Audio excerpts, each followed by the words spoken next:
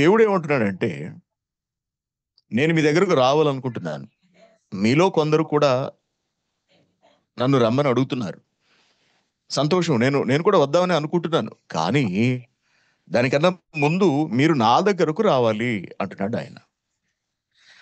అంటే ఆయన రాకకు మనం ఆయన దగ్గరకు వెళ్ళడానికి సంబంధం ఉందన్నమాట. మనం ఆయన దగ్గరకు వెళితేనే ఆయన మన దగ్గరకు వస్తాడన్నమాట. మనం ఆయన దగ్గరకు వెళ్ళటం అంటే ఏమిటి?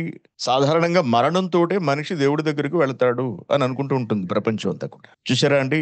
ఆహ్, పిల్లలు చిన్నగా ఉన్నప్పుడే తండ్రులు చచ్చిపోయినా, తల్లులు చచ్చిపోయినా మిగిలిన వాళ్ళు ఏం చెప్తారంటే, డాడీ దేవుడి దగ్గరికెళ్ళిపోయాడు అంటారు. అయితే మమ్మీని దేవుడు తీసుకెళ్ళిపోయాడు. దేవుడి దగ్గరికెళ్ళిపోయింది అని మాట్లాడుతూ ఉంటారు. మరి మమ్మీ ఎప్పుడొస్తుంది డాడీ మళ్ళీ? లేతే డాడీ ఎప్పుడొస్తాడు మమ్మీ అని పిల్లలు అమాయకంగా అడుగుతూ ఉంటారు. దేవుడిని మనతో ఉంచుకోవడానికి మనం దేవుడి దగ్గరకు వెళ్ళటం అంటే మరణం గాదండి. చావు కాదది.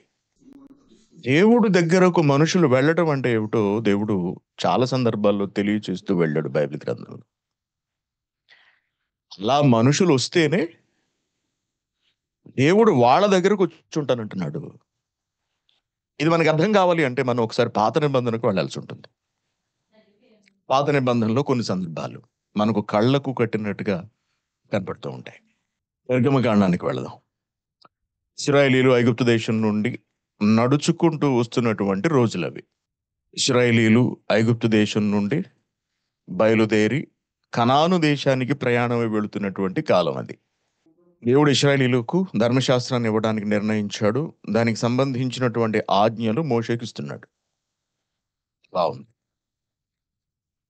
అలా జరుగుతుండగా దేవుడు మోషేతో మాట్లాడుతున్నాడు. ఏమంటున్నాడు? 33వ అధ్యాయము మొదటి వచనము. 33వ అధ్యాయం మొదటి వచనము. నిర్గమకాండము 33వ అధ్యాయము మొదటి వచనం. మరియు యెహోవా మోషేతో ఇట్లనెను, నీవు ఐగుప్తు దేశము నుండి తోడుకొని వచ్చిన నీ ప్రజలను బయలుదేరి నేను అబ్రాహాముతోను, ఇస్సాకుతోను, యాకోబుతోను ప్రమాణము చేసి నీ సంతానమునకు దీనినిచ్చేదనని చెప్పిన పాలు తేనెలు ప్రవహించు దేశమునకు లేచి పొండి అనగా వెళ్ళండి. నేను నీకు ముందుగా దూతను పంపి కనానీయులను, అమోరీయులను, హిత్తీయులను, పెరిజ్జీయులను, హివ్వీయులను, యెబూసీయులను వెళ్ళగొట్టెదను. మీరు లోబడ నొల్లని ప్రజలు గనుక నేను మీతో కూడా రాను. మీరు లోబడ నొల్లని ప్రజలు గనక నేను మీ కూడా రాను. అంటే నేను మీతో ఉండను అన్నాడక్కడ ఆయన. నేను మీ కూడా రాను. నేను మీ దగ్గర ఉండను. నేను మీతో కలిసి ప్రయాణం చెయ్యను. మరెలా? ఒక దూతను పంపిస్తాను. ఆ దూత మిమ్మల్ని అందరిని నడిపిస్తాడు అని అక్కడ దేవుడు మాట్లాడడం జరిగింది. ఒకవేళ నేను గాని వచ్చాననుకో మీకు కూడా ఏమంటున్నాడు? త్రోవలో మిమ్మల్ని సంహరించేదనేమో అని మోషేతో చెప్పాను. ప్రజలు ఆ దుర్వార్తను విని దుఃఖించిరి. ఎందుకు దుఃఖిస్తున్నారు? దేవుడు వాళ్ళతో రాను అన్నందుకు వాళ్ళు కన్నీళ్లు పెట్టుకుంటున్నారట. ప్రజలు ఆ దుర్వార్తను విని దుఃఖించిరి. ఎవడు ఆభరణాలు ధరించుకోలేదు. Very good. బావుంది. ఇక్కడ వరకు దేవుడు వాళ్ళకు కూడా వచ్చాడండి. ఎక్కడి వరకు? ఈ మాటలు ఆయన వాళ్ళతో చెప్పేంత వరకు. ఇక్కడ నుండి నేను రాను అంటున్నాడు. ఎందుకు రానంటున్నాడు? ఆయన రావడానికి ఉన్నటువంటి ప్రాబ్లం ఏమిటి? వాళ్ళతో ఎందుకు ఉండనంటున్నాడు? ఉంటే పోయిందే ఉంది. ఆయన నేను మీతో ఉండను అని అనడానికి వాళ్ళు చేసిన తప్పేంటి అసలు? ఏం జరిగింది అని మనం ఆలోచిస్తే దాని ముందు అధ్యాయానికి వెళ్ళాల్సి ఉంటుంది. ముందు అధ్యాయం 32 వచనం. మోషే కొండ దిగకుండా తడవు చేయుట ప్రజలు చూచినప్పుడు మోషే కొండ ఎక్కాడు. ఎందుకు ఎక్కాడు? దేవుని పిలుపు మేరకు కొండ మీదకు వెళ్ళాడు. దేవుడు ఎందుకు పిలిచాడు? ఆజ్ఞలు ఇవ్వడానికి, పలకలు ఇవ్వడానికి పిలిచాడు. సరే దేవుడు రమ్మన్నాడు కదా అని మోషే పైకి వెళ్ళాడు. కిందకి దిగడం ఆలస్యమైంది. కింద ప్రజలు ఉన్నారు. ఎంతమంది ఉన్నారు? లక్షలాది మంది ఉన్నారు. ఇంచుమించుగా 20 లక్షల మంది ప్రజలు కొండ కింద వాళ్ళు నివాసాలు, గుడారాలు ఏర్పాటు చేసుకుని ఉంటే వాళ్ళందరిని అక్కడ కూర్చోబెట్టి మోషే గారు పైకి వెళ్ళారు. ఆ ఆ ప్రజలు అహరోను వద్దకు వచ్చి, లెమ్ము, మా ముందర నడుచుటకు ఒక దేవతను మా కొరకు చేయుము. ఐగుప్తులో నుండి మమ్మను రప్పించిన ఆ మోషే అను వాడు ఏమాయనో మాకు తెలియదని అతనితో చెప్పిరి. మోషే పైకెళ్ళాడు, ఇంతవరకు దిగి రాలేదు, చడి చప్పుడు లేదు. పోనీ ఎవరన్నా పైకెళ్ళి చూద్దామంటే కొండను తాకితే చచ్చిపోతారనేమో దేవుడు చెప్పాడు. అసలు పైకెళ్ళినోడు ఉన్నాడో చచ్చిపోయాడు మాకు తెలియట్లేదు. సరే, ఇన్ని రోజులు తిండి తిప్పలు లేకుండా ఉన్నాడంటే బహుశా చచ్చిపోయి ఉంటాడు పైన. సరే, జరిగింది ఏదో జరిగింది. ఇహ మీదట మేము ముందుకు కొనసాగడానికి మా కొరకు ఒక ఒక ఆ ఏమంటాడమ్మా, మా ముందర నడుచుటకు ఒక దేవత. మీ అందరికీ చాలా సార్లు చెప్పాను, దేవత మానవ కల్పిత పదము, మానవ కల్పిత దైవము. స్త్రీ రూపంలోని దైవత్వాన్ని నాటి నుండి నేటి వరకు ప్రజలు దేవతలను పిలిచేవారు. దేవుడు దేవతలను చేయలేదు, దేవుడు ఒక్కడే ఉంటాడు.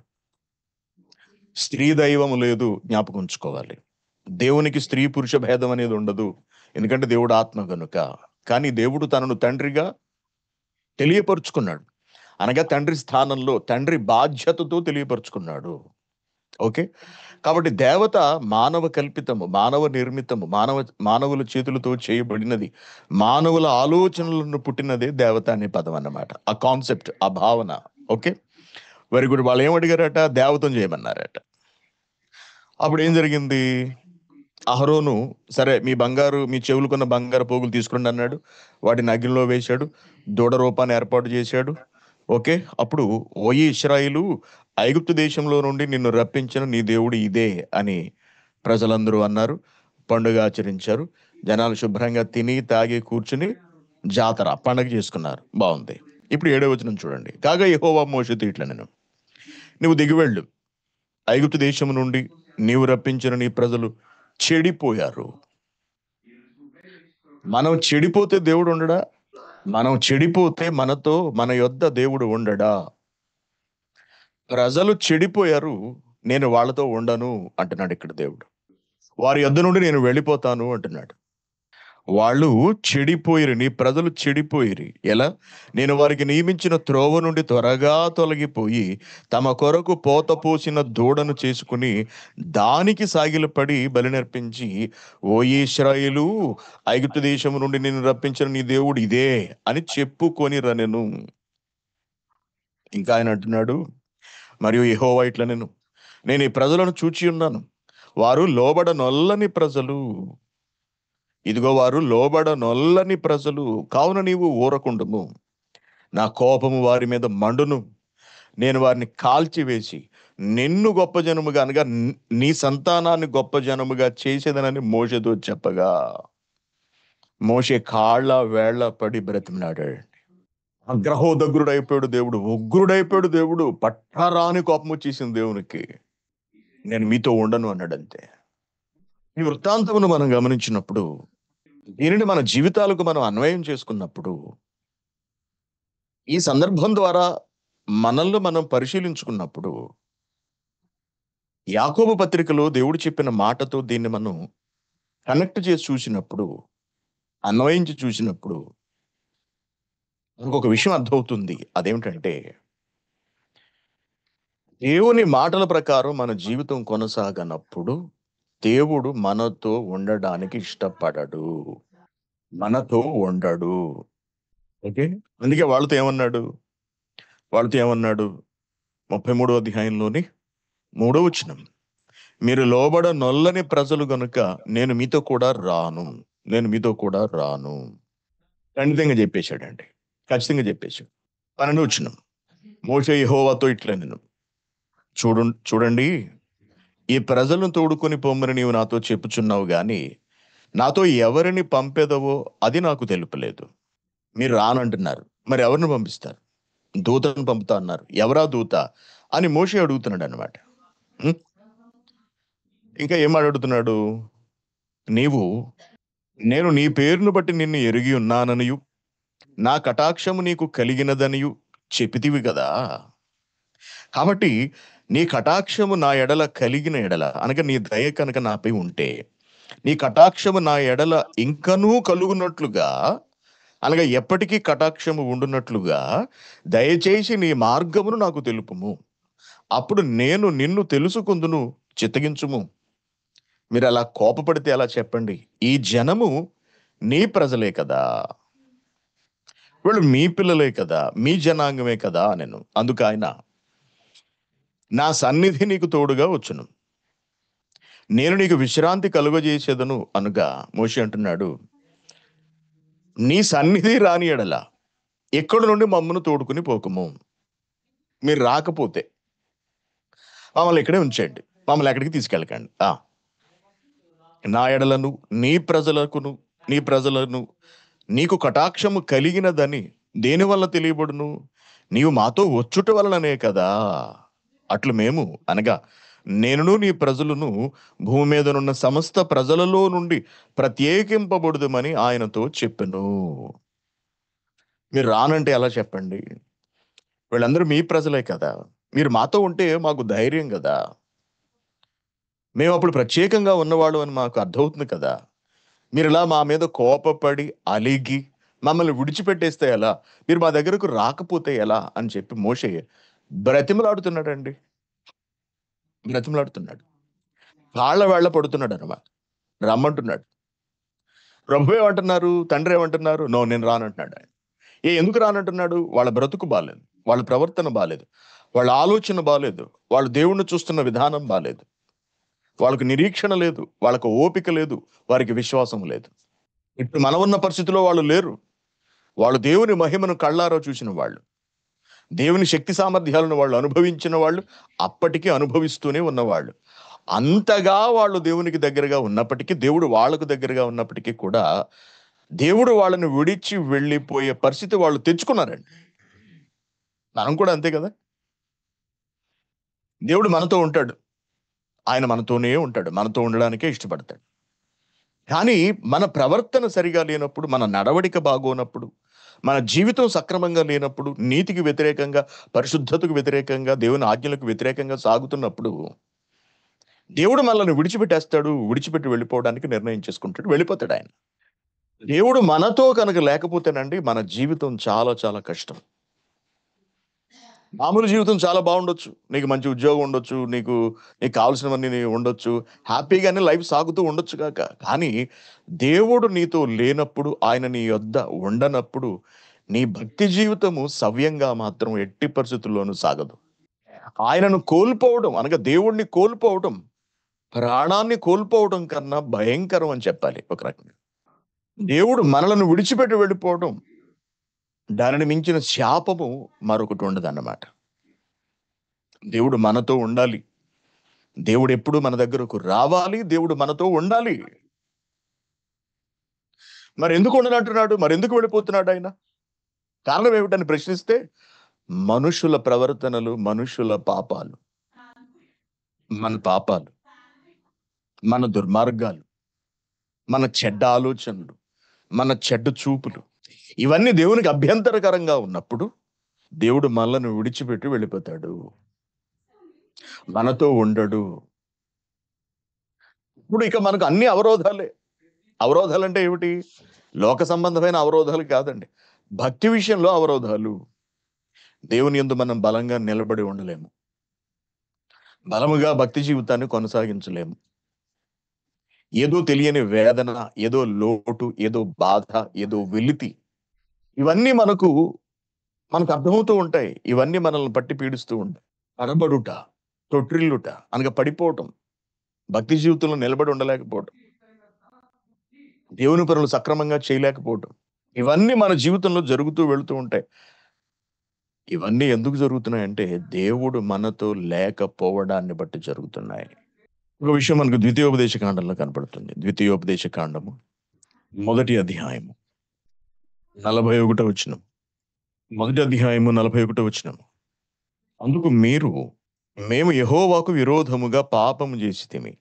మా దేవుడైన యెహోవా మాకు ఆజ్ఞాపించిన మాటలన్నిటినీ అనుసరించి మేము పోయి యుద్ధము చేసేదమని నాతో ఉత్తరమిచ్చి, మీరందరూ మీ ఆయుధములు కట్టుకొని ఆలోచింపక ఆ మన్యమునకు పోగా, యెహోవా నాతో ఇట్లనెను, మోషే నువ్వు వాళ్ళతో చెప్పు యుద్ధానికి వెళ్ళొద్దని. మీరు వెళితే కనుక పచ్చడైపోతారు. ఎందుకంటే నేను మీ మధ్య ఉండను. కాబట్టి వెళ్ళకండి. మీరు వెళ్ళినను మీ శత్రువులు ఎదుట హతము చేయబడుదురని వారితో చెప్పు నువ్వు. ఆళ్ళ మొఖం చూడాలని నాకు అసహ్యం వేస్తుంది అన్నాడు దేవుడు. నువ్వు వాళ్ళతో చెప్పు అన్నాడు. ఆ! ఆ మాటలు నేను మీతో చెప్పినప్పుడు మీరు వినక అంతకుముందు యుద్ధానికి వెళ్ళమంటే వెళ్ళలేదు. తర్వాత దేవుడు వాళ్ళని శిక్షించాడు. కోపడ్డాడు దేవుడు బాగా. ఓకే. అప్పుడు వాళ్ళకి బాధొచ్చేసి లేదు మేము వెళ్ళిపోతాం అన్నారు. ఇప్పుడు వెళ్ళకండి ఇక అన్నాడు దేవుడు. అయినా సరే దేవుడి మాట వినకుండా వాళ్ళు ఆయుధాలు కట్టుకుని యుద్ధాలకు వెళ్ళిపోయారట. అప్పుడు ఆ మన్యములో నివసించిన అమోరీయులు మీకెదురుగా బయలుదేరి వచ్చి కందిరీగల వలె మిమ్మల్ని తరిమి హొర్మా వరకు షేయీరులో మిమ్మల్ని హతము చేసిరి. తర్వాత మీరు తిరిగి వచ్చి యెహోవా సన్నిధిని ఏడవగా యెహోవా మీ మొరను లక్ష్య పెట్టలేదు, మీ మాట వినలేదు. మీ మాట వినలేదు అప్పుడు. అప్పుడు ఏడిచారు. అప్పుడు ఏడిచి ప్రయోజనం ఏముంది? నేను మీ దగ్గర నుండి వెళ్ళిపోయిన తర్వాత మీరు ఏడిచి ప్రయోజనం ఏముంది ఇక? నేను మీ యొద్ద ఉండగానే నేను ఎప్పటికీ మీ దగ్గర ఉండటానికి మీరు అన్ని విధాలుగాను సిద్ధపడి, అన్ని విధాలుగాను మిమ్మును మీరు సంసిద్ధులుగా చేసుకోవాలి అంటున్నాడాయన. దేవుడు మనతో ఉన్నంత కాలం మనకేమీ తెలీదండి. ఒక్కసారి దేవుడు మనల్ని విడిచిపెట్టి వెళ్ళిన తర్వాత మనకన్నీ వ్యతిరేకంగానే వస్తూ ఉంటాయి. ముఖ్యంగా మన భక్తి జీవితంలో మనకు వ్యతిరేకత అనేది ఏర్పడిపోతూ ఉంటుంది. ఎందుకు ఏర్పడుతుంది? దేవుడు వెళ్ళిపోవడాన్ని బట్టి. దేవుడు ఎందుకు వెళ్ళిపోయాడు? మన ప్రవర్తన సరిలేదు కాబట్టి దేవుడు మన యొద్ద నుండి వెళ్ళిపోయాడు. దేవుడు వెళ్ళిపోవడంతో మనకెన్నో శ్రమలు, ఎన్నో కష్టాలు, ఎన్నో బాధలు ఇవన్నీ వచ్చేసాయనుకోండి. అప్పుడు మనం దేవుడి దగ్గర ఏడవడం మొదలుపెడతాం. అప్పుడు కన్నీరు కార్చటం మనం ప్రారంభిస్తాం. అప్పుడు కన్నీరు కార్చితే దేవుడేమంటాడు? ఏమంటాడు చెప్పండి? తండ్రున్నాడు. తండ్రికి ఒక కొడుకున్నాడు. కొడుకుకి వయసొచ్చింది. తండ్రి లెక్క చేయట్లేదు. వెళ్ళిపోతానన్నాడు బయటికి. నాన్న నువ్వు బయటికెళ్తే చాలా ఇబ్బందులు పడిపోతావు. నువ్వు నా దగ్గరుండు అన్నాడు. లేదు డాడీ నేను మీ దగ్గర ఉండలేను. మీ రూల్సు, మీ కట్టుబాట్లు ఇవన్నీ నాకు నచ్చట్లేదు. నేను ఫ్రీగా బ్రతుకుదాం అనుకుంటున్నా. నేను వెళ్ళిపోతాను మీ దగ్గర నుంచి అన్నాడు. ఎంత చెప్పినా వినలేదు కొడుకు వెళ్ళిపోయాడు. వెళ్ళిపోయిన తర్వాత ఇబ్బందులు పాలవటం మొదలుపెట్టాడు. కష్టాలొచ్చాయి. కన్నీళ్ళొచ్చాయి. తండ్రికి కబురు పెడుతున్నాడు తండ్రికి. అప్పుడు తండ్రి ఏమంటాడు? నో కుదరదు. నేను డబ్బులు పంపను. నేను వెళ్ళను. నేను పట్టించుకోను. నాకంత కర్మేంటి? నేను చిలక చెప్పినట్టు చెప్పాను. నేను అన్ని విధాలుగాను నచ్చచెప్పాను. నా దగ్గర నుంచి వెళ్ళిపోవడం నీకు చాలా నష్టాన్ని తెచ్చిపెడుతుందని నేను చెప్పాను. నువ్వు వినలేదు. వినలేదు నువ్వు అనుభవించాల్సిందే అంటాడు. భార్యాభర్తలుంటారు. భర్త ఏదో గొడవ వచ్చిందనుకోండి భార్య పుట్టింటికెళ్ళిపోతానంటది. నేనెళ్ళిపోతాను. నేనెళ్ళిపోతాను. నువ్వు వెళ్ళిపోవడం వల్ల ప్రయోజనం ఉండదు అంటాడు భర్త. నువ్వు వెళ్ళిపోతే నీకే నష్టం. నువ్వు వెళ్ళిపోతే నీకే నష్టం. లేదు నా కాళ్ళ మీద నేను బతుకుతాను. నువ్వు బతుకుతావు నువ్వు బతుకు. నీకు నాకు ఎటువంటి సంబంధం ఉండదిక అంటాడు. అయినా సరే అని చెప్పి మొండిగా వెళ్ళిపోతది. వెళ్ళిపోయిన తర్వాత అర్థమవుతది విషయం ఏమిటి అన్నది.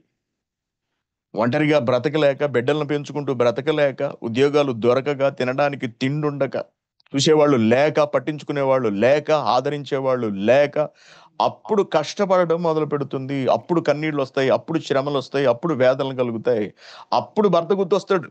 అప్పుడు భర్త గుర్తొచ్చి ఏదో ఒక విధంగా భర్త దగ్గరకు చేరే ప్రయత్నమో, కబురు పెట్టే ప్రయత్నమో ఇటువంటివన్నీ చేస్తున్నప్పుడు అనగా ఆమెకొచ్చిన కష్టాలన్నీ భర్తకు తెలియజేసే ప్రయత్నం చేసినప్పుడు భర్త ఏమంటాడు?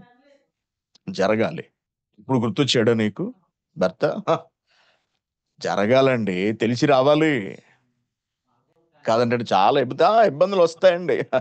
ఇబ్బందులు ఎందుకు రావు అంటాడు భర్త. దేవుడు మనల్ని విడిచిపెట్టి వెళ్ళిపోయిన తర్వాత మనకేవో ఇబ్బందులు, కష్టాలు వచ్చినప్పుడు మనం దేవుడి వైపు చూసి తండ్రి సహాయం చేయండి అని అడిగామనుకోండి. దేవుడు నవ్వుతాడు మనల్ని చూసి. నవ్వుతాడు. నవ్వుతాడట. సామెతల గ్రంథం మొదటి అధ్యాయం. సామెతల గ్రంథము మొదటి అధ్యాయం 24 వచనం. సామెతల గ్రంథము మొదటి అధ్యాయము 24 వచనం. నేను పిలువగా మీరు వినకపోతిరి. నా చెయ్యి చాపగా ఎవరును లక్ష్య పెట్టకపోతిరి. నేను చెప్పిన బోధ ఏమియు మీరు వినక త్రోసివేసితిరి. నేను గద్దింపగా లోబడకపోతిరి. కాబట్టి మీకు అపాయము కలుగునప్పుడు నేను నవ్వెదను. నేను మీ దగ్గరుండగా ఎన్నో చెప్పాను. ఎన్నోసార్లు హెచ్చరించాను. ఎన్నోసార్లు నేను మీకు జాగ్రత్తలు చెప్పాను. ఎంతో బుద్ధి చెప్పాను. మీరు వినలేదు. దాంతో నేను వెళ్ళిపోయాను. నేను వెళ్ళిపోయిన తర్వాత నేను చెప్పినట్టుగానే మీకు అన్నీ సంభవించాయి. సంభవించినప్పుడు అప్పుడు మీరు నా వైపు చూస్తున్నారు. అప్పుడు నన్ను మీరు జ్ఞాపకం చేసుకుంటున్నారు. అప్పుడు నేను మీ దగ్గరుంటే బావుండని మీరు అనుకుంటున్నారు. ఆ! కాబట్టి మీకు అపాయము కలుగునప్పుడు నేను నవ్వేదను. మీకు భయము వచ్చినప్పుడు నేను అపహాస్యము చేసేదను. భయము మీ మీదకి తుఫాను వలె వచ్చినప్పుడు, సుడిగాలి వచ్చినట్లు మీకు అపాయము కలుగునప్పుడు, మీకు కష్టమును, దుఃఖమును ప్రాప్తించునప్పుడు నేను అపహాస్యము చేసేదను. అప్పుడు వారు నన్ను గూర్చి మొర్ర పెట్టుదురు గాని, నేను ప్రత్యుత్తరం ఇయ్యకుందును. నన్ను శ్రద్ధగా వెదకెదరు గాని, నేను కనబడకుందును అంటున్నాడు చూసారా? నేను కనబడను, నేను కనబడను. ఎందుకో తెలుసా? నేను వెళ్ళిపోయాను మిమ్మల్ని వదిలి.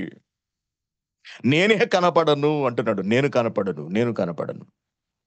అప్పుడు నన్ను వెతుకుతారు. నేను దగ్గరుండగా వెతకరు. ఏవండీ దగ్గరుండగా వెతకాల్సిన అవసరం ఏముంది మీరు చెప్పండి? దగ్గరుండగా మనం ఆ దేవుడిని పట్టించుకోం. దగ్గరుండగా మనకు విలువ తెలీదు. దేవుడు మనకు దూరం అయిపోయిన తర్వాత అప్పుడు మనం దేవుడు కావాలి అని కనుక మనం అనుకుంటే, ఆ దేవుడు మనకు లభించడండి. మనకు దక్కడు. మన చెంతకు రాడు అంటున్నాడు. నేను రాను అంటున్నాడు. నేను రాను అంటున్నాడు. ఏశావు గారి సంగతి మనందరికీ తెలుసు. ఏశావు దేవుడు తనకు ప్రసాదించిన విలువను గుర్తించలేక, దేవుడు తన యొద్ద ఉండడాన్ని అతడు అర్థం చేసుకోలేక, దేవుడు తనకు అనుగ్రహించినటువంటి విలువనతడు కోల్పోతాడు. పోగొట్టుకున్న తరువాత దానిని పొందుకోవడానికి చాలా తాపత్రయపడతాడండి. తాపత్రయపడినా కూడా ప్రయోజనం లేకుండా పోతుంది. ప్రయోజనం లేకుండా పోతుంది.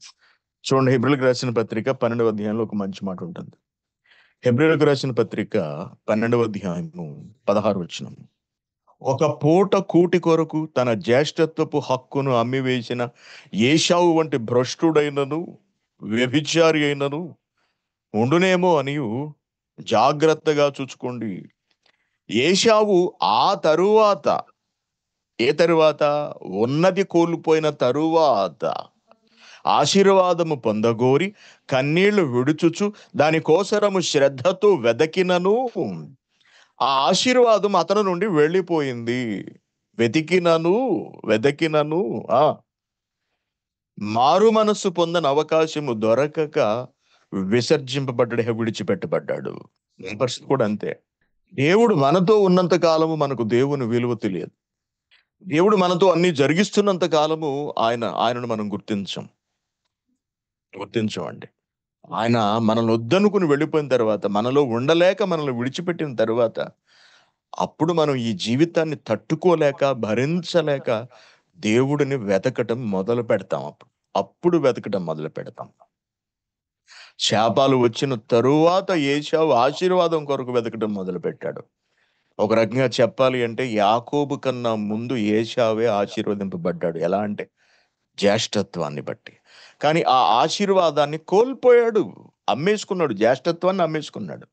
ఇవ్వబడిన ప్రత్యేకతను అతడు వదిలేసుకున్నాడు. ఫుడ్ కొరకు, తిండి కొరకనమాట. మనం కూడా అంతేగా.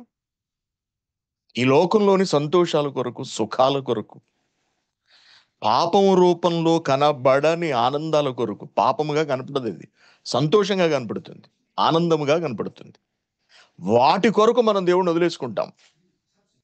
అవి మన నుండి పోయిన తర్వాత మనం వేటి కొరకైతే ప్రాకులాడి దేవుణ్ణి వదులుకున్నామో, అవి మన నుండి కూడా పోయిన తర్వాత, వాటి వలన ప్రయోజనం లేదు అని తెలుసుకున్న తర్వాత, అనగా అన్ని విధాలుగాను మనం నష్టపోయిన తర్వాత, సర్వము కోల్పోయిన తర్వాత, అప్పుడు మనం దేవుడిని వెతకాలనుకుంటాం. అప్పుడు దేవుడు మన దగ్గర ఉండాలి అని అనుకుంటాం. గతంలో మనం అనుభవించినవి మరలా అనుభవించాలి అని మనం తాపత్రయపడుతూ, అప్పుడు కన్నీళ్లు విడుస్తూ దేవుడి కొరకు మనం ఎదురు చూస్తూ ఉంటాం. దేవుడిని వెతుకుతూ ఉంటాం. చూసారా అండి ఉదాహరణలన్నీ ఎలా ఉన్నాయో? కాబట్టి దీనంతటిని బట్టి మనం ఆలోచించవలసిందేమిటంటే, మనం తెలుసుకోవాల్సిందేమిటంటే, దేవుని ఎల్లప్పుడూ మన యొద్ద ఉంచుకోవడానికి మనం ప్రయత్నించాలి. అంటే మనం ఏం చేయాలి? మనం ఏం చేయాలి? ఇక్కడే చెబుతాడు. ఎక్కడ? యాకోబు పత్రికలోనే చెప్తున్నాడు చూడండి. యాకోబు పత్రిక 4వ అధ్యాయము 8వ వచనం. దేవుని యొద్దకు రండి. అప్పుడు ఆయన మీ యొద్దకు వచ్చును. దేవుడు నిన్ను పెట్టి వెళ్ళిపోయాడు కదా! ఇంతవరకు దేవుడు నీతో ఉన్నాడు. నీ పరిస్థితి బాలేదు. దాంతో నీ దగ్గర ఉండలేక దేవుడు వెళ్ళిపోయాడు. ఇప్పుడు నువ్వేం చేయాలి? నువ్వు దేవుడి దగ్గరకు వెళ్ళే ప్రయత్నం చేయాలి. అంటే చచ్చిపోవడం కాదు. దేవుడు నిన్ను విడిచిపెట్టి వెళ్ళిపోవడానికి ఆటంకంగా ఏదైతే వచ్చిందో, దేవుడికి నీకు అడ్డుగా ఏదైతే నిలబడిందో, ఏది నిన్ను దేవునికి దూరం చేసిందో, లేకపోతే ఏది దేవుడు నిన్ను దూరం పెట్టేలా చేసిందో, దానిని నువ్వు గుర్తించి, దానిని నీలో నుండి తొలగించాలి. అందుకే అంటున్నాడు, ఏమంటున్నాడు చూడండి. పాపులారా, పాపులారా ఎందుకు వెళ్ళిపోయాడు దేవుడు?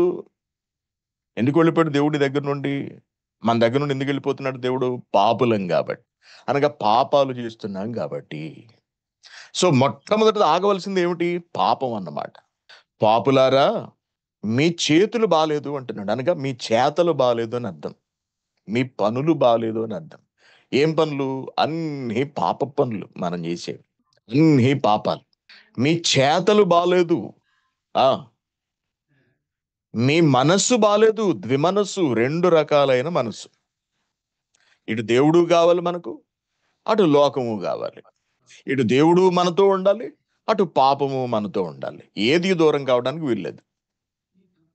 ఇదే ద్విమనస్సు కలిగి ఉండటం అంటేనన్నమాట. ద్విమనస్కులారా, మీ హృదయాలను పరిశుద్ధపరుచుకోండి. మీ హృదయం బాలేదు. మీ హృదయంలో అంతా చెడు ఉన్నది. మీ హృదయంలో అంతా కపటం ఉంది. మీ హృదయంలో అంతా పాపం ఉంది. మీ హృదయంలో మోసం ఉంది. మీ హృదయంలో దురాశ ఉంది. మీ హృదయంలో చెడ్డ తలంపులున్నవి. మీ హృదయంలో చెడ్డ కోరికలున్నవి. అంతిమంగా మీ హృదయంలో దేవుడు లేడు. మన హృదయంలో దేవుడు లేడు. ఇది దేవుడు చెప్తున్నాడన్నమాట. నేను మీ యొద్దే ఉండేవాడిని. కానీ మీరేం చేశారు? పాపాలు చేయడం మొదలుపెట్టారు. దాంతో నేను మిమ్మును విడిచిపెట్టి వెళ్ళిపోయాను. దేవుడు ఇశ్రాయేలుతోనే ఉన్నాడు. వాళ్ళతోటే నడిచాడు. వాళ్ళని బయటికి తీసుకొచ్చాడు. వాళ్ళని ముందుండి నడిపించాడు. కానీ వాళ్ళు పాపం చేయటం వల్ల దేవుడు వాళ్ళను విడిచిపెట్టి వెళ్ళిపోయాడు. ఇప్పుడు వాళ్ళేం చేయాలి? వాళ్ళు దేవుని యొద్దకు వెళ్ళాలి. అదన్నమాట. అంటే ఇప్పుడు మనమేం చేయాలి? మనము దేవుని దగ్గరకు వెళ్ళాలి. వెళ్ళాలి అంటే మనమేం చేయాలి? దేవుడు మన నుండి దూరంగా వెళ్ళిపోయే వాటిని మనం గుర్తించి, ఏవి మనలో ఉంటే దేవుడు మనలను విడిచిపెట్టి వెళ్ళిపోతాడో వాటిని మనం తెలుసుకొని, వాటిని మన నుండి తీసివేయాలి. తీసివేసి అప్పుడు మనం దేవుడి దగ్గరకు వెళ్ళాలి. ఆ! చదువమ్మ మరల. వ్యాకులపడుడి అంటున్నాడు. వ్యాకులపడుడి. దేవుడు వెళ్ళిపోయాడు కదా! బాధపడు బాగా. ఆ! దుఃఖపడు అంటున్నాడు. ఏడువు. దేవుడు లేనందుకు ఏడువు. మోకాళ్ళు వేసి ఏడువు దేవుడి దగ్గర. బాగా సంతోషపడిపోతున్నావు కదా! నీ పాపంతో, నీ సుఖంతో, నీ దురాశలతో, నీ సంపాదనలతో బాగా ఆనందపడిపోతున్నావు కదా నువ్వు. సంతోషపడిపోతున్నావు కదా! ఆ! మీ నవ్వును దుఃఖమునకును, మీ ఆనందమును చింతకు మార్చుకొనుడి. మీ ఆనందమును చింతకు మార్చుకోండి. బాగా డబ్బు సంపాదించేసామనుకోండి మనం. గర్వపడిపోతూ ఉంటాం. సంతోషపడిపోతూ ఉంటాం. ఆ డబ్బుని చూసుకొని, డబ్బుని తలుచుకొని. ఆ డబ్బు సంపాదించడానికి మనమేం చేశాం? ఆ! హృదయంలోంచి దేవుడిని తీసేశాం. అస్తమాను డబ్బు గురించే మాటలు, అస్తమాను డబ్బు గురించే ఆలోచనలు. ఎంత సంపాదించామో లెక్కలు చూసుకోవడాలు. ఇంకా ఎంత సంపాదించాలని అనుకోవడాలు. ఉన్నదానితో తృప్తి పడకపోవడాలు. ఇటువంటి ఆలోచనలన్నీ కూడా దేవునికి వ్యతిరేకాలు కాబట్టి, ఇటువంటి వాళ్ళతో అనగా మన వంటి వాళ్ళతో ఉండడానికి దేవుడు ఇష్టపడ్డు. అందుకే వదిలేసి వెళ్ళిపోతాడు. వెళ్ళిపోయిన తర్వాత ఏ డబ్బునైతే చూసుకొని మనం దేవుడిని కాదనుకున్నామో, ఆ డబ్బు మనల్ని వదిలి వెళ్ళిపోతుంది. ఎందుకంటే డబ్బు శాశ్వతం కాదు. ఏ మనుషులు మనకు కావాలనుకుని దేవుడినే వద్దనుకున్నామో, వాళ్ళ కొరకే మనం ఆలోచించామో, కొంతకాలానికి ఆ మనుషులు కూడా మనతో ఉండరు, వెళ్ళిపోతారు. ఏ సుఖాన్ని మనం కోరుకుంటూ దేవుడిని వద్దనుకున్నామో, దేవుడిని కాలదనుకున్నామో, దేవుడిని బాధపెట్టే ఆలోచనలు మనం చేశామో, ఆ సుఖము కూడా మనతో ఉండదు. ఏ శరీరాన్ని నమ్ముకుని, ఈ శరీరాన్ని నమ్ముకుని మనం దేవునికి వ్యతిరేకంగా ప్రవర్తించామో, ఈ శరీరం కూడా కొంతకాలానికి శుష్కించిపోతుంది. లేదా రోగాల బారిన పడి కృషించిపోవటం మొదలవుతుంది. ఇక నువ్వు ఎంత సంపాదిస్తే ప్రయోజనం ఏముంది? నువ్వెంత సుఖపడాలనుకుంటే ఏం ప్రయోజనం ఉంది? ఎందుకంటే నీకు శరీరమే లేదు, నీకు ఆరోగ్యం లేదు. నువ్వు సంపాదించిన డబ్బు నీ దగ్గర లేదు. ఏది నీ దగ్గర లేదు. ఏది నీది కాదు. ఒంటరిగా నడి సముద్రంలో లేతే నడి రోడ్డు మీద నువ్వలా మిగిలిపోయావు చివరికి. నీ మొఖంలో ఆనందం లేదు. నీ ముఖంలో సంతోషం లేదిక. నీకేమంటున్నాడు? ఒకనాడు తెగ సంతోషపడిపోయావు కదా! ఇక ఆ సంతోషాన్ని ఆపి, నీ సంతోషమును, మీ ఆనందమును దుఃఖానికి మార్చుకోండి అంటున్నాడు. ప్రభువు దృష్టికి మిమ్మును మీరు తగ్గించుకోండి. అది ప్రభువు దృష్టికి మిమ్మల్ని మీరు తగ్గించుకోండి. మనం అసలు తగ్గం కదండీ ఏ విషయంలోనూ కూడా. తగ్గించుకోంగా. మనం దేనినైనా తగ్గించుకుంటున్నాము అంటే అది కేవలం భక్తి మాత్రమే. దేవునితో ఉన్న సంబంధాన్ని మాత్రమే మనం తగ్గించుకుంటాం. దానిని మించి మనం దేనిని తగ్గించుకోం. మన ఆలోచనలు తగ్గించుకోం. మన ప్రవర్తనను మనం తగ్గించుకోం. చక్కబెట్టుకోం. మనం తగ్గి ఉండం. మనం అణిగి ఉండమసలు. దేవునికి వ్యతిరేకంగా బ్రతుకుతూ ప్రవర్తిస్తూ ఉంటాము. అందుకే ఈ పద్ధతి ముందు మీరు మార్చుకోండి. ఈ పాపాలన్నిటిని విడిచిపెట్టండి. వాటిని వదిలేసి నా దగ్గరకు రండి. నా దగ్గరకు రండి. అప్పుడు నేను మరలా మీ యొద్దకు వస్తాను అంటున్నాడు. ఇప్పుడు మరలా వస్తాను. ఒకనాడు దేవుడు మనతోనే ఉండేవాడు. మన వలననే దేవుడు మనకు దూరమైపోయాడు. ఇప్పుడు ఆయన ఎక్కడికో వెళ్ళిపోయాడు. ఇప్పుడు నువ్వు ఆయన్ని అందుకోవాలి అంటే చాలా కష్టం. ఆయనను అందుకునేంత వరకు నువ్వు వెళ్ళలేవు. అంత దూరం నువ్వు ప్రయాణం చేయలేవు. ఆయన నీకు ఇంచుమించుగా 1000 కిలోమీటర్ల దూరంలో ఉన్నాడు. అంత దూరం వెళ్ళిపోయి అక్కడున్నాడు అని మనం అనుకుంటే కనీసం నువ్వు 900 కిలోమీటర్లన్నా వెళితే అప్పుడు ఆయన 100 కిలోమీటర్లు నీకు ఎదురొచ్చి నిన్ను తన దగ్గరకు చేర్చుకుంటాడు. అప్పుడు నీతో కలిసి ఉంటాడు. అప్పుడు ఆయన నీ యొద్ద ఉంటాడు. అవుతుంది కదా! ముందు మన యొద్దే ఉన్నాడు.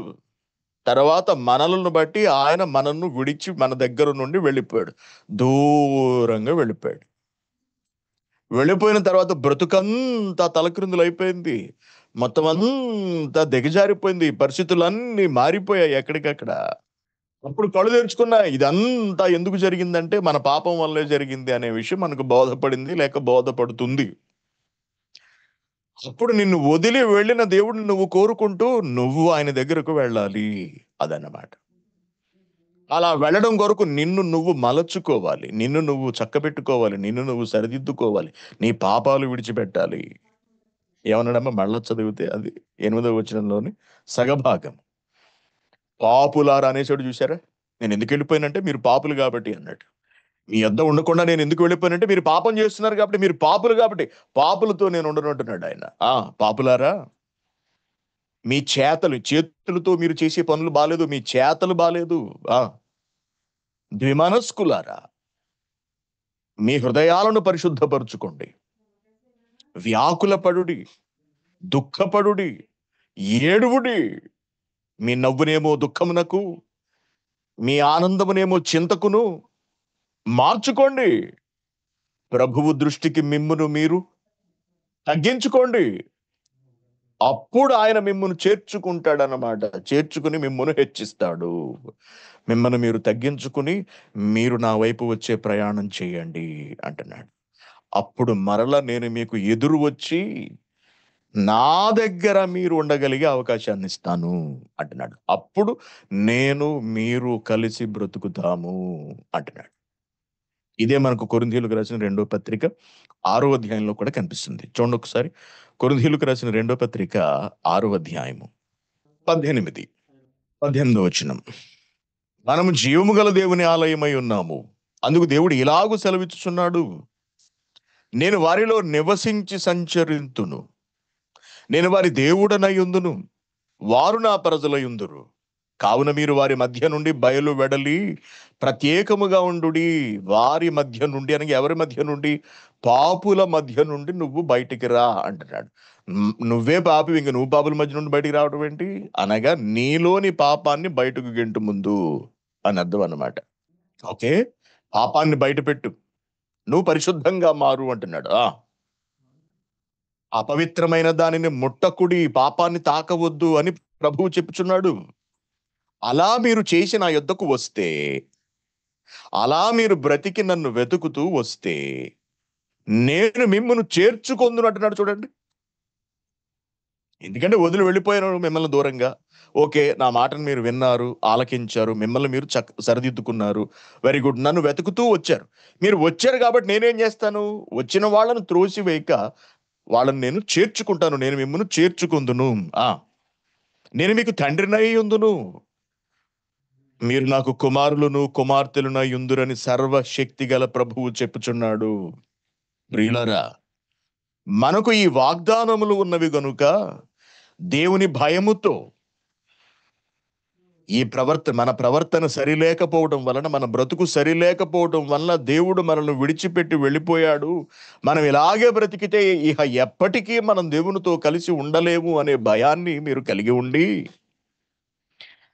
మీరు పోగొట్టుకున్న పరిశుద్ధతను తిరిగి తెచ్చుకుని దాన్ని సంపూర్తి చేసుకొనుచు శరీరమునకును ఆత్మకును కలిగిన సమస్త కల్మషము నుండి మనలను మనము పవిత్రముగా చేసుకోవాలి అంటున్నాడు. మిమ్మల్ని మీరు పవిత్రంగా చేసుకోండి అని దేవుడు భక్తుడి ద్వారా సెలవిస్తున్నాడు. మారాలన్నమాట. ఇప్పుడు మనం దేవుణ్ణి వెతుకుతూ వెళ్ళాలి. ఇప్పుడు వెళ్ళి మనం దేవుణ్ణి పట్టుకోవాలి. ఇప్పుడు మనం వెళ్ళి దేవుని దగ్గర ఉండాలి. అది ఎంత కష్టమండి. దేవుడొచ్చేసి మనతో ఉండడం మనకు తేలిక. మనం వెతుక్కుంటూ దేవుడెక్కడున్నాడో వెళ్ళి ఆయనను పట్టుకోవడం తేలిక. ఆయన మనతో ఉండడమే తేలిక కదా! మనం ఇండియాలో పని చేసుకోవడం తేలిక, కువైట్ వచ్చి పని చేయడం తేలిక మీరు చెప్పండి. ఇండియాలో పని చేసుకోవడమే తేలిక. మనం ఎక్కడైతే నివాసం ఉంటున్నామో, అక్కడే పని చేయటం తేలిక. మనం మరొక చోటుకెళ్ళి పని చేయటం తేలిక. ఉదాహరణకు ఆహ్, మంగఫ్, మెహబూలా, అబు హనీఫా, మినాబ్ కల్లా ఈ ప్రాంతాల్లో మన సహోదరులు చాలా మంది ఉంటారు. వీళ్ళకి సడెన్‌గా డ్యూటీలు వేరే చోట పడతాయి. ఎక్కడంటారు? అబ్దాలి అంటారు. లేదా వఫ్రా అంటారు. అంటే వాళ్ళున్న ప్రాంతానికి కొన్ని వందల కిలోమీటర్లు ప్రయాణించి వెళ్ళాలి. అనగా 150 కిలోమీటర్లు, 200 కిలోమీటర్లు వెళ్తారు ఒక్కొక్కసారి. చాలా స్పీడ్‌తో వెళితే తప్ప గంట, గంటన్నరలో అక్కడికి చేరుకోలేరనమాట. ఇంచుమించు 2 గంటలు పడుతుంది ఒక్కొక్కసారి. అంత దూరం ప్రయాణించి వెళ్లి ఉద్యోగం చేసి మరలా తిరిగి 2 గంటలు పడుతుందట. 2 గంటలు అంటున్నారు సహోదరులు. తిరిగి మరలా 2 గంటలు ప్రయాణించి వెనక్కి రావడం తేలిక. మీనప్ దల్లాలనే ఉన్నటువంటి కంపెనీలో పనిచేయడం తేలికంటారు మీరు చెప్పండి. మనం వెతుక్కుంటూ వెళ్ళడం కష్టం. మన దగ్గర మనం ఉంచుకోవడమే తేలిక. కాబట్టి దేవుడు మనతో ఉన్నప్పుడు ఆయనను మన యొద్ద ఉంచుకోవాలి మనం. ఆయన మనతో ఉండగలిగే పరిస్థితులలో మనం బ్రతకాలి. మన బ్రతుకు బాలేదనుకోండి ఆయన మనతో ఉండడు. వెళ్ళిపోతాడు ఆయన మనల్ని వదిలేసి. అంతే కదండీ మనం ఇప్పుడు తలుపు తాళం తీసాం. ఊరెళ్ళాం చుట్టాలింటికెళ్ళాం. ఇంటికొచ్చాం తలుపు తాళం తీసాం. ఎలక చచ్చిన వాసనొస్తుంది. ఇంట్లో ఉండగలమా అండి? ఉండగలమా? ఉండలేం మనం. ఇమ్మీడియేట్‌గా అసలు ఏం జరిగిందో, ఎక్కడుందో మొత్తం వెతకాలి. వెతికి, వెతికి, వెతికి దాన్ని లాగి బయట పడేసి, ఇంటిని శుభ్రం చేసి, ఇంట్లో బొఖోరు వేసి, ఆ చెడు వాసన అంతటిని పోగొట్టాలి. మొత్తం కిటికీలన్నీ తీసేయాలి. ఫ్రెష్‌గా లోపలికి రానివ్వాలి. అంతా శుభ్రపడిన తర్వాత గాని మనం ఆ ఇంట్లో ఉండలేం. దేవుడు కూడా అంతే. మనలో ఉండాలి అంటే, ఆయన ఉండగలిగే వాతావరణం మనలో ఉండాలి. అంటే మనలో తప్పు ఉండకూడదు. మనలో పాపం ఉండకూడదు. మనలో దోషం ఉండకూడదు. మనలో అతిక్రమం ఉండకూడదు. మనలో అవిశ్వాసం ఉండకూడదు. మనలో బలహీనతలు ఉండకూడదు. ప్రతి విషయమందును మనం పవిత్రముగా, పరిశుద్ధముగా, నీతిగా ఉండాలి. అటువంటి వాతావరణం దేవునికిష్టం. పరలోకం అలాగే ఉంటుంది. మన దేహం కూడా అలాగే ఉండాలి. ఎలా ఉండాలి? దేవుడు ఉండే విధంగా ఉండాలి. దేవుడు కొలువయ్యే విధంగా ఉండాలి.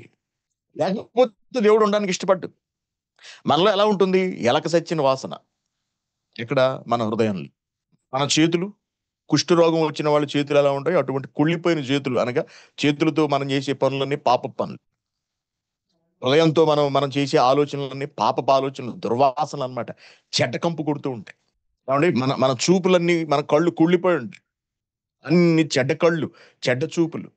ఇలా మన శరీరం అంతా దుర్గంధంతో, కుళ్ళుతో, అసహ్యతతో, కంపుతో నిండి ఉన్నప్పుడు దేవుడు దీనిలో ఎలా కొలువై ఉండగలడు చెప్పండి. అంటే మనలో పాపాలు పెరిగిపోయినప్పుడు, మనం దేవునికి అవకాశం ఇవ్వనప్పుడు, దేవుని కొరకు మనం ఆలోచించినప్పుడు, అటువంటి ఇంట్లో అనగా అటువంటి దేహంలో దేవుడు ఉండక వెళ్ళిపోతాడు. ఇప్పుడు మన దేవుడిని వెతుక్కుంటూ పరిగెట్టాలి.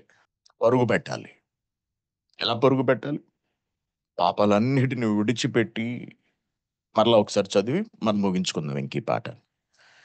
యాకోబు పత్రికే వెళ్ళి, యాకోబు పత్రిక 4వ అధ్యాయము 8వ వచనం. దేవుని యొద్దకు రండి, అప్పుడు ఆయన మీ యొద్దకు వచ్చును. ఎందుకు రాడు మన దగ్గరకు? అనగా ఎందుకు వదిలెళ్ళిపోయాడు? ఎందుకు మనం ఆయన వెతుక్కుంటూ వెళ్ళాల్సిన పరిస్థితి వచ్చింది? ఎందుకంటే మనుషులు పాపులయ్యారు కాబట్టి. కాబట్టి పాపులుగా బ్రతకొద్దు. పరిశుద్ధులుగా బ్రతకాలి. నీతిమంతులుగా బ్రతకాలి. పవిత్రులుగా బ్రతకాలి. పాపరహితులుగా జీవించాలి. ఆ! మీ చేతులు శుభ్రం చేసుకోండి. మీ చేతలను మీరు మార్చుకోండి. 2 మనస్సులు కలిగి ఉండకండి. ఏక మనస్సు, దైవ సంబంధమైన మనస్సు కలిగి ఉండండి. మీ మనస్సు పూర్తిగా దేవుని మీద కేంద్రీకరించండి. మరొక దానిపై మీరు మనస్సు పెట్టుకోకండి. ఇటు దేవుడి మీద, అటు మరొక దాని మీద. అలా ద్విమనస్కులై ఉండకండి. ఒకే మనస్సు కలిగి ఉండండి. ఆ! మీ హృదయములను పరిశుద్ధపరచుకోండి. మీ హృదయం బాలేదు. మీ హృదయం అంతా కంపుతో నిండినది. మీ హృదయం అంతా అశుద్ధముతో నిండినది. మీ హృదయం అంతా దుర్గంధంతో నిండినది. మీ హృదయం అంతా దుర్వాసనతో నిండింది. కాబట్టి మీ హృదయాలను ముందు శుభ్రం చేసుకోండి. పరిశుభ్రపరచుకోండి అంటున్నాడు. పరిశుద్ధపరచుకోండి. వ్యాకుల పడండి. విర్రవీగిపోకండి. ఓ అతిశయపడిపోకండి. ఓ హెచ్చులకు వెళ్ళిపోకండి. మరి ఎలా ఉండాలట? వ్యాకుల పడుడి. దుఃఖపడుడి. ఏడువుడి. మీ నవ్వునేమో దుఃఖమునకు, మీ ఆనందమును చింతకును మార్చుకొనుడి. ప్రభువు దృష్టికి మిమ్మల్ని మీరు తగ్గించుకోండి తప్పించి, ప్రతి విషయమందు మిమ్మల్ని మీరు హెచ్చించుకోకండి. నా అంత మొనగాడు లేడనుకోవడం. నాకన్నా గొప్పవాడు ఇంకొకడు లేడనుకోవటం. నాలా ఎవడు చేయలేడనుకోవటం. నేను మాత్రమే దీన్ని చేయగలను నేను అని అనుకోవటం. నా అంత గొప్పగా ఎవడు బ్రతకలేడు అని ఇటువంటి ఓవర్ యాక్షన్‌లు, అతి వ్యవహారాలు దేవునికి ఇష్టం ఉండవు. అందుకే ఏమంటున్నాడు? ప్రతి విషయమందు మిమ్మును మీరు తగ్గించుకోండి. మీ పాపాలన్నీ తగ్గించి జీరోకి తీసుకొచ్చేయండి. 0. మీ మనస్సులలో రకరకాలైనటువంటి ఆలోచనలు, మనస్సులు, త్రిమనస్కులు, రకరకాల మనసులనమాట. వాటన్నిటిని తగ్గించుకుంటూ వచ్చేయండి. ఒకటికి తీసుకొచ్చేయండి. ఏక మనస్సుకు తీసుకొచ్చేయండి అంటున్నాడు. ఆ తర్వాత మీ హృదయమును పరిశుద్ధపరచండి. హృదయంలో ఉన్న చెడునంతటిని 100 ఉన్నాయి హృదయంలో. వాటిని అలా తగ్గించుకుంటూ 0కి తీసుకొచ్చేయి. హృదయం అంతా నిర్మలంగా ఉన్నది. ఇప్పుడు మీరు నా యొద్దకు రండి. వీటన్నిటిని జరిగించి నన్ను వెతుకుతూ తండ్రి మీరెక్కడున్నారు? మీరెక్కడున్నారు? మీరెక్కడున్నారని వెతుకుతూ అనగా ఎలా?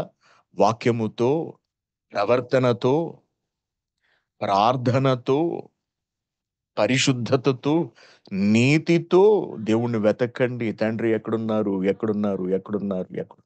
అలా నువ్వు పాపరహితమైన జీవితాన్ని గడుపుతూ వెళుతూ ఉంటే, నీ భక్తిని చూసి, నీ నడవడికను చూసి, నీ ప్రవర్తనను చూసి, అప్పుడు దేవుడు తానెక్కడున్నాడో నీకు కనబడతాడు. కనపడటం మళ్ళీ దేవుడు ప్రత్యక్షమవుతాడు అది కాదంటుండు.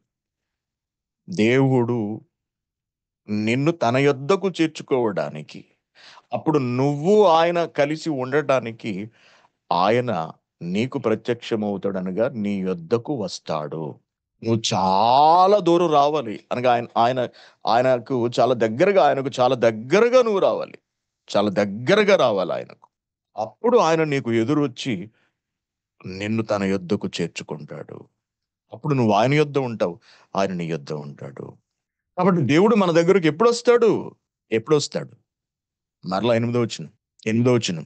దేవుడు మన దగ్గరికి ఎప్పుడొస్తాడంటే, మనం ఆయన దగ్గరకు వచ్చినప్పుడు ఆయన మన దగ్గరకొస్తాడు. మనం ఆయన దగ్గరకు వెళ్ళినప్పుడు ఆయన మన దగ్గరకొస్తాడు. మనము వెళ్ళకుండా ఆయన రాడు.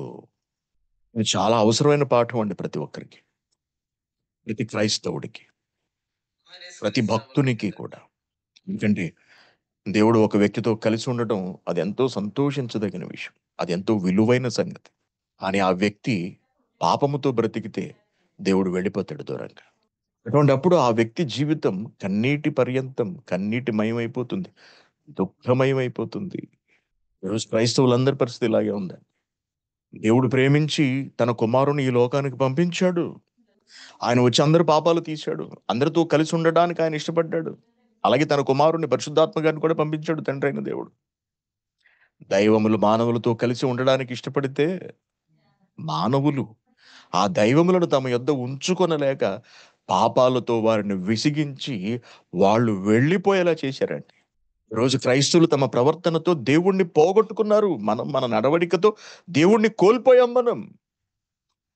కోల్పోయిన మనకు దేవుడే మరలా సలహా ఇస్తున్నాడు. ఏమని? మీరు నా యొద్దకు వస్తే అప్పుడు నేను మిమ్మును చేర్చుకుంటాను. ఇహ అదే పరిష్కారం, మరొక పరిష్కారం లేదంటున్నాడు. కాబట్టి మనం దేవుణ్ణి వెతుకుతూ దేవుని దగ్గరకు చేరుకునే ప్రయత్నం చేద్దాం. అనగా పాపాన్ని వదులుదాం. చెడ్డ హృదయాన్ని విడిచిపెట్టేద్దాం. మన మనస్సులను తేలిక చేసుకుందాం, నిర్మలపరుచుకుందాం. ఈ హృదయాన్ని వాక్యంతో నింపుదాం. మన మనస్సును వాక్యంతో నింపుదాం. మన చేతులకు దేవుని పనిని అప్పగిద్దాం. దేవునికి అవసరమైన చేతలు, కార్యాలు మనం చేద్దాం. ఇలా మనల్ని మనం పరిశుద్ధపరుచుకుందాం, పవిత్రపరుచుకుందాం. నవ్వును దుఃఖంగా మార్చుకుందాం. అనగా దేవుని ఎదుట మనల్ని మనం తగ్గించుకుందాం. మన అపరాధములను, మన పాపములను క్షమించమని దేవుని ఎదుట వేడుకుందాం.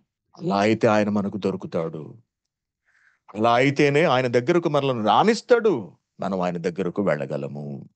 కాబట్టి దేవుని యొద్దకు రండి. అప్పుడు ఆయన మీ యొద్దకు వచ్చును.